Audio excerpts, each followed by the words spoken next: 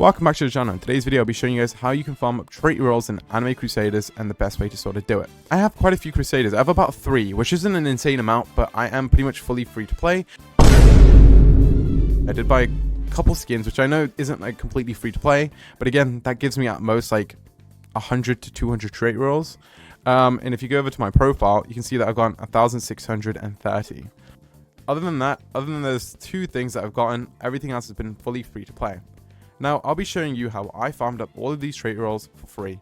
If you guys haven't already, please consider liking and subscribing. My goal is to hit 18,000 before the end of the month, and your support would mean the world. Anyway, let's begin. Okay, so the first thing I want to show you really quickly is the Monarch event. So the Monarch event you can find over here is just Sung Jin Woo, and you can basically get 200 of these Divinity Remanents, which is 100 trait rerolls for 200k of jewels.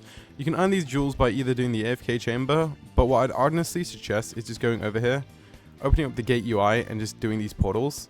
So Jenny, worth doing the actual gates because you'll also get levels, which will let you get these level rewards as well. Level rewards will always give you like trait rerolls and gems, and they give you quite a bit the further you go up.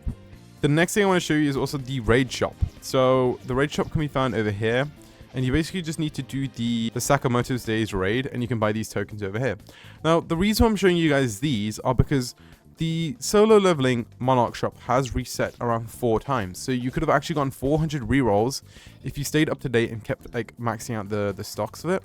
So this is something that a lot of people have missed out on because, again, they were like delaying actually getting all the rerolls from here.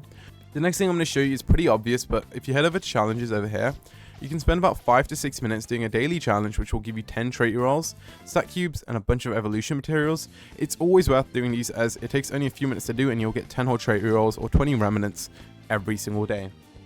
The next thing I also want to show you though is the quest over here. You get a daily quest, complete all of these quests, and you get 5 trait roll tokens. So this is like 10 of these remanents. So you can get 15 by just doing those 2 quick little things, which is the quest and obviously the challenge. Another thing that resets every single day is the gold shop. The gold shop can give you around, I'd say like 8 to like 12 of these. You can actually get quite a lot of remanents. It is like randomized, so I would strongly suggest every time you sort of hop in, cop these remanents, and hopefully you can get like a larger amount of trait rerolls. The next thing I want to show you is the Infinity Castle. This resets every single season, and you can get 100 trait rerolls by just reaching level 70. And if you turn off traits, so you do the traitless version, you can get another 100 by reaching floor 70 over here. The next thing I also want to show you is very simple. Again, codes.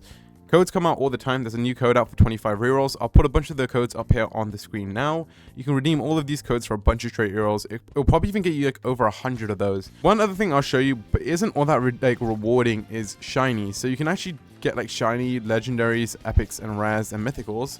And if you go over to Crollo here at the bus stop, you can trade in these shinies for trait rerolls. Unfortunately, the epics and the rares don't actually give you anything. If you look at this, I already have a shiny version, so I'll just do this. It gives you nothing at all, but if you head over and maybe do a mythical, a legendary, I mean, you can get some trait rerolls over here.